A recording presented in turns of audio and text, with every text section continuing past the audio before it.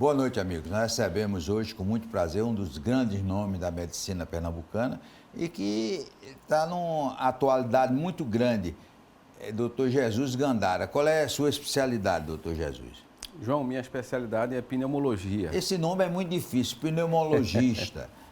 O que é o pneumologista? Pneumologista é um médico que é especialista em doenças do tórax, enfisema, asma, pneumonia, Covid.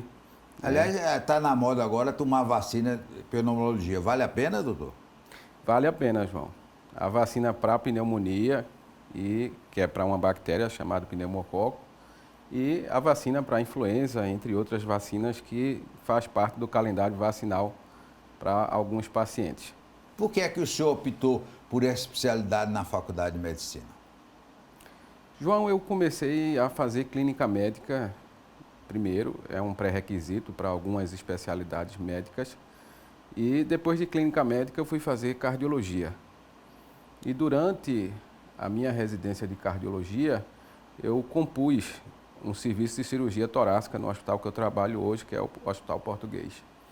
E durante a minha residência de cardiologia, eu vi a necessidade de me especializar nessa área, já que eu estava fazendo pré e pós-operatório de cirurgia torácica, que envolve cirurgia de pulmão.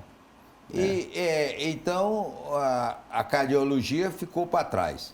Eu terminei trancando a residência de cardiologia e fiz nova prova e fui fazer minha especialidade em pneumologia, e a cardiologia me trouxe conhecimentos, mas ficou para trás. Hoje eu trabalho com a área de pneumologia. E qual é o mais complicado? É o pulmão ou é o coração? Tendo participado das duas especialidades, o pulmão ele dá mais trabalho. Aí, quando chegou a Covid, aí por que é que a Covid, a primeira coisa que fazia era atingir o pulmão? Existe um tropismo, existe uma preferência do vírus por alguns receptores nas células, e no pulmão existe uma grande quantidade desse receptor que o vírus do coronavírus, ele tem uma predileção para entrar na célula e infectar a célula. Então você tem uma quantidade de receptores maiores para esse vírus na via aérea superior, nariz, garganta, por isso que o paciente também tem sintomas de obstrução nasal, coriza, dor de garganta, e você tem muito desses receptores também no pulmão. Por isso o vírus leva a um dano no pulmão e traz uma pneumonia. E durante a Covid, na crise da Covid, o senhor estava me dizendo que trabalhava não sei quantas horas por dia, tinha dia que nem podia ir para casa. Por quê? João, a quantidade de pacientes que chegaram ao hospital foi uma coisa absurda. Quando a pandemia começou, sinceramente, eu não imaginava que a gente fosse passar por uma situação parecida com o que a gente passou. Então, eu começava meu dia às 5 horas da manhã, acordando, indo para o hospital, chegava no hospital às 6 e pouco da manhã. Em algumas circunstâncias, teve dia de eu voltar para casa 1 hora da manhã do dia seguinte. Então, tamanha quantidade de gente que precisou do hospital ao mesmo tempo. Então, a gente não parava. Eu cancelei meu consultório por 6 meses e me dediquei integralmente aos pacientes internados. A necessidade era grande e eu vi o meu papel de médico especialista nessa situação e quis dar a minha contribuição da melhor forma que eu pude. Quando é que o senhor mandava o paciente para a UTI? Quando o paciente começava a necessitar de um fluxo de oxigênio maior, quando esse paciente começava a apresentar um padrão respiratório pior, quando esse paciente começava a trazer uma resposta inflamatória maior, você sabia que esse paciente ia precisar de um suporte adicional, que esse paciente ia precisar de um suporte de UTI. Então a gente já se adiantava e levava esse paciente para a UTI, porque sabia que a gente ia ter ali uns 4, 5 ou 6 dias difíceis pela frente. E o senhor teve medo de pegar? O senhor Pegou Covid? Peguei, João. Assim, também, né, vivendo no meio da Covid, tinha que pegar, né?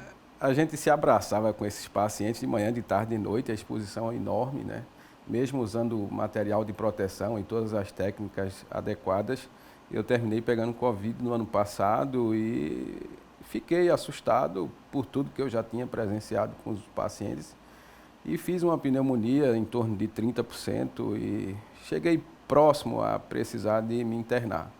Mas consegui me recuperar em casa, passei 18 dias afastado do hospital e voltei à minha ativa.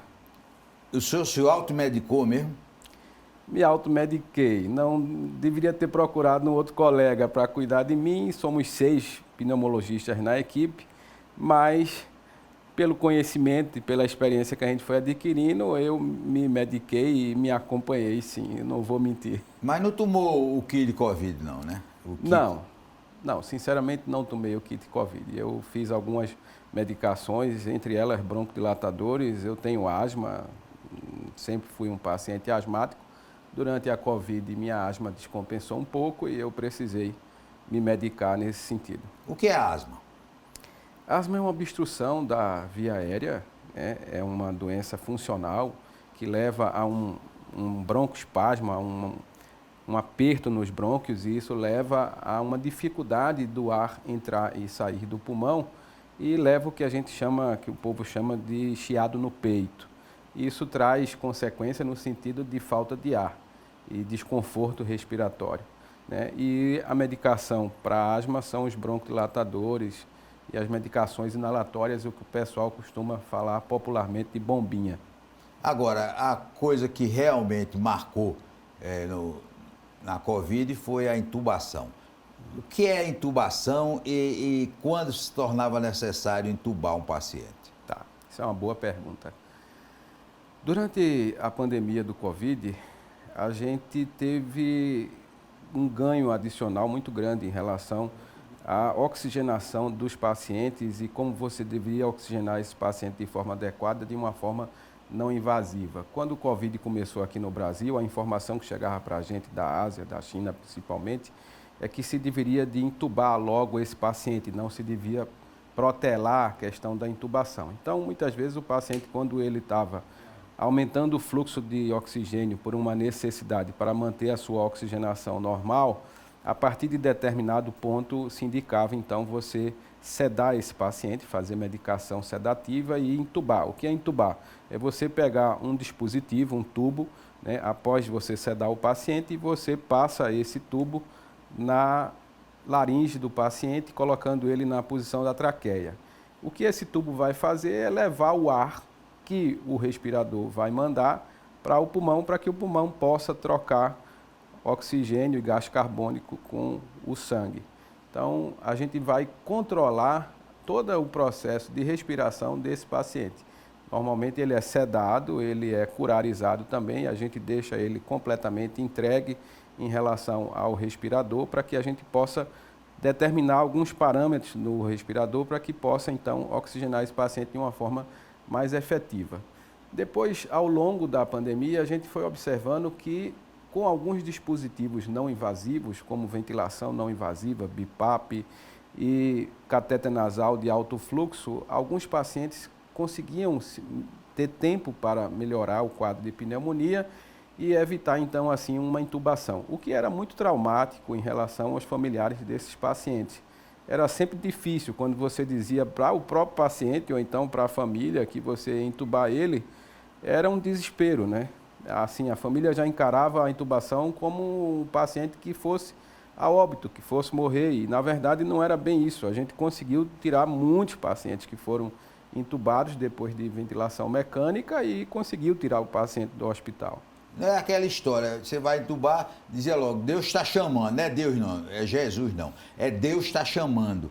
Agora, realmente o índice de mortalidade de quem foi entubado foi maior de quem não foi, né? É porque os casos que eram intubados eram casos mais graves, tá? O paciente que chegou a ter necessidade de ser intubado é porque ele já passou pelo catéter nasal, ele já passou pela máscara não reinalante, ele já passou pelo catéter nasal de alto fluxo, ele já passou pela ventilação não invasiva e ele não teve uma resposta adequada a esses métodos não invasivos. Sobrou para a gente a possibilidade de dar um suporte adicional a esse paciente. E esse suporte adicional era você sedar o paciente, intubar e colocar ele em ventilação mecânica, onde a gente pudesse programar parâmetros de ventilação adequada para esse paciente. Em último recurso, alguns pacientes, mesmo não respondendo à ventilação mecânica, sedação, pronação, a gente chegou a colocar o paciente em circulação extracorpórea para fazer uma oxigenação do sangue por membrana. Esse nome desse aparelho chama-se ECMO. Alguns foi pacientes, Paulo Gustavo usou, né, o humorista. O Paulo Gustavo usou esse ECMO, sim. Esses eram casos extremos em que você mantinha o paciente vivo e dava a ele a oportunidade desse pulmão se recuperar, para que então depois ele pudesse voltar a assumir essa função de troca de gases. Enquanto isso, artificialmente, você colocava para oxigenar esse paciente através de um oxigenador de membrana que se chama ECMO. O doutor Jesus, e qual foi o período maior que um paciente do senhor passou entubado? Quantos dias? João, eu tive pacientes entubados por meses. Meses? Meses. Quando eu falo entubado, eu estendo um pouco, porque a gente entuba o paciente e a partir de determinado período, a partir de 10, 15 dias, esse paciente termina tendo uma indicação, se ele não melhorou o suficiente para ser entubado, de se programar a fazer uma traqueostomia. Então, a gente entubado com tubo na boca, como o pessoal fala, em média esse paciente ficava ali 1, 2 semanas e depois, se ele melhorasse, tudo bem, a gente entubava ele. Mas quando não ocorria essa melhora, para a gente manter uma via aérea garantida e um suporte de ventilação adequado, a gente terminava indicando a traqueostomia. E na traqueostomia, alguns pacientes passaram 2, 3 semanas, 4 semanas para poder se recuperar e recuperar esse pulmão para sair de ventilação mecânica. Alguns pacientes mais graves que foram para ECMO e que ficaram em ventilação mecânica traqueostomizado, eu tive um que passou 50 dias. E quando ele sai desse quadro, ele se recupera rapidamente ou fica com sequelas? Não se recupera rapidamente, é uma recuperação lenta. Esses casos mais graves que precisaram ser sedados, entubados, precisaram ficar em ventilação mecânica, e muitos desses pacientes, eles são curarizados. O que é isso? A gente faz uma medicação que ele bloqueia toda a parte muscular do paciente e tira toda a interferência que esse paciente pode ter na ventilação mecânica. E com isso, esse paciente depois termina tendo uma recuperação mais lenta. Ele, na COVID, quando o paciente fica sedado, curarizado e acamado, ele tem uma perda de massa muscular muito acentuada. Então, esse paciente chega a perder, às vezes, 10, 20 quilos de massa muscular. Quando ele se recupera e ele sai de ventilação mecânica, eu digo que é um aprendizado. Ele vai ter que começar a contrair a musculatura novamente, ele vai começar a ganhar massa muscular, ele tem que melhorar o estado nutricional dele e ele tem que melhorar o equilíbrio. Muitos desses pacientes faziam uma coisa que a gente chama de polineuropatia do doente crítico. Eles comprometem a inervação da musculatura e isso, quando você volta a tirar o paciente da UTI, tem que passar por todo um período de reabilitação, que é uma reabilitação prolongada, tanto com fisioterapia, com fono, daí a importância de a gente ter uma equipe multidisciplinar nos cuidados desse paciente. Depois do intervalo, nós vamos continuar conversando com o Dr. Jesus Gandara sobre pulmonologia.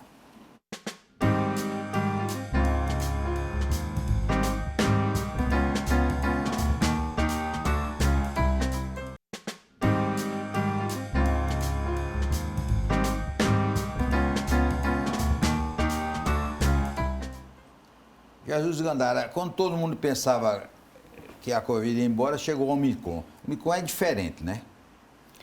É uma cepa diferente. É uma cepa do coronavírus. É um coronavírus, o vírus em si é o mesmo.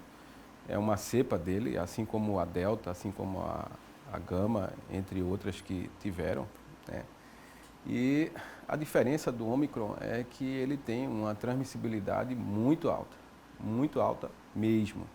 Se você imaginar que a Omicron chegou aqui em Recife, em Pernambuco, em janeiro, eu costumo dizer que Recife ficou doente em um mês. A quantidade de gente que ligava para você dizendo que estava com um teste positivo para a Covid era uma coisa enorme, exorbitante. Então, a nossa grande vantagem é que a cepa ela terminava trazendo mais predileção pela via aérea superior. Então ela dava muita dor de garganta, obstrução nasal, coriza, e ela não trazia tanta repercussão no pulmão, ela não trazia tanta pneumonia, né? Eu acredito até que com essa transmissibilidade que ela tem, se ela tivesse a mesma agressividade de comprometer o pulmão como a cepa anterior, eu acredito muito que o sistema público e o sistema privado de saúde teria entrado em colapso. E o senhor voltou a trabalhar de 5 da manhã a 1 da manhã do dia seguinte? Cheguei perto disso. A quantidade de pacientes aumentaram, mesmo ela não tendo uma agressividade tão grande assim, por pegar muita gente, né? Então, terminou que o hospital recebeu, sim, alguns casos mais graves, mesmo pacientes vacinados, com 3 doses de vacina, aqueles que evoluíram mal, eles terminaram precisando de UTI, terminaram precisando de um suporte, e alguns desses pacientes terminaram entubados. O que eu vi foi uma diferença no perfil desse paciente que precisou ser internado e que precisou ir para UTI.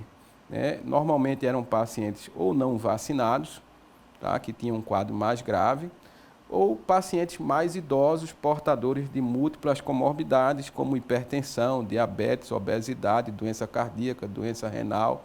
Então, esses pacientes mais idosos, mesmo vacinados, alguns deles complicaram e precisaram de um suporte de UTI a mais. Olha, o senhor no hospital passa o tempo todo com aquele aparelhozinho que o senhor mete o dedo. O que é aquilo ali? Aquilo é um oxímetro. O que é isso? O oxímetro é uma forma indireta de você saber como está a oxigenação do paciente. Então, naquele aparelhozinho que você coloca no dedo, você tem 2 parâmetros ali para serem avaliados. Um chama-se saturação de oxigênio e o outro é a frequência cardíaca. A saturação de oxigênio, ela é uma medida indireta que permite a gente saber como está a oxigenação do paciente, de uma forma não invasiva. Quando você vai avaliar de uma forma invasiva, é um exame que muita gente não gosta dele, porque é um exame doloroso, onde você fura a artéria radial e colhe, e isso chama-se gasometria arterial. Isso é uma avaliação mais objetiva. Então, para os pacientes mais graves, que estão internados, pacientes que estão em suporte de terapia intensiva, a gasometria ela termina se fazendo necessária. Para um acompanhamento ambulatorial ou para um acompanhamento de um paciente internado em apartamento, que esteja um quadro leve, moderado da doença, a oximetria, que é aquele aparelhozinho que você coloca no dedo, ele termina trazendo informações que te esclarecem em relação ao quadro desse paciente. Qual é o número que deve estar normal ali? A saturação de oxigênio normal é acima de 90%. Tá? E o outro dado do oxímetro? A frequência cardíaca, o normal, ela está variando entre 60 e 100 batimentos por minuto. Ô, doutor Jesus, por que as relações do pulmão com o fumo são tão ruins? Na verdade, o fumo ele não é ruim só para o pulmão.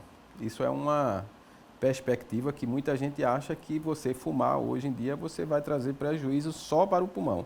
Na verdade, o cigarro ele está associado a AVC, a doença cardiovascular, infarto, está associado a pelo menos aí uns 20 ou 30 tipos de câncer.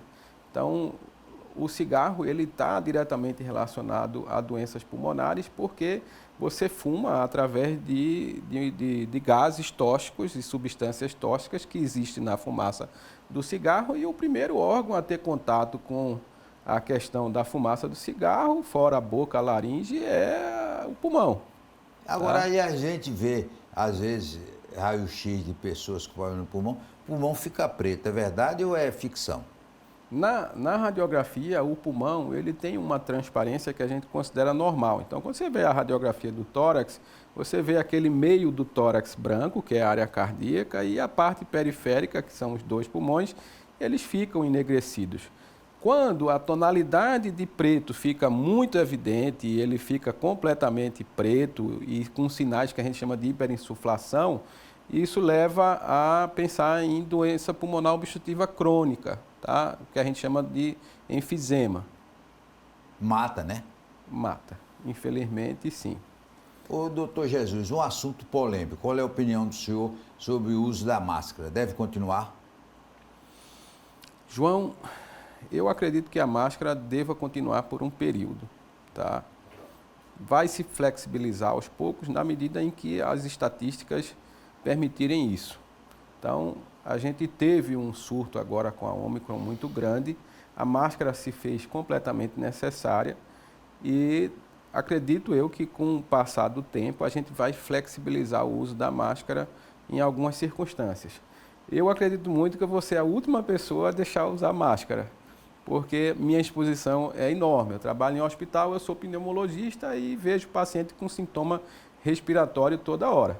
Mas eu acredito que com a estatística melhorando, com os casos de Covid diminuindo, com a mortalidade diminuindo, os hospitais mais vazios, a gente vai flexibilizar o uso da máscara. E essa história de que ao ar livre o vírus não atinge a pessoa, é verdade?